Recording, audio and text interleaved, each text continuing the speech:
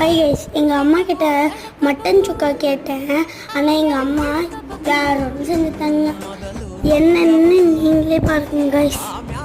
First ஒரு கடாயில் எண்ணெய் ஊற்றிட்டு பட்டை, கிராம்பு, ஏலக்காய், பிரியாணி இலை போட்டு வெங்காயத்தை போட்டு நல்லா வதக்கிட்டாங்க. இஞ்சி பூண்டு பேஸ்ட் போட்டுட்டு பச்சை வாசனை போனதுக்கப்புறம் போட்டுட்டாங்க தக்காளியை. அப்புறம் தக்காளி நல்லா மேஷ் ஆனதுக்கப்புறம் மஞ்சத்தூள், கரம் மசாலா, குழம்பு தூள் போட்டான். அதையும் நல்லா வதக்கிட்டு கொஞ்சம் தண்ணி ஊற்றி பச்சை வாசனை போகிற வரையும் வச்சுட்டாங்க. மட்டன் தான் போடுறாங்க பார்த்தா மஷ்ரூமுங்க.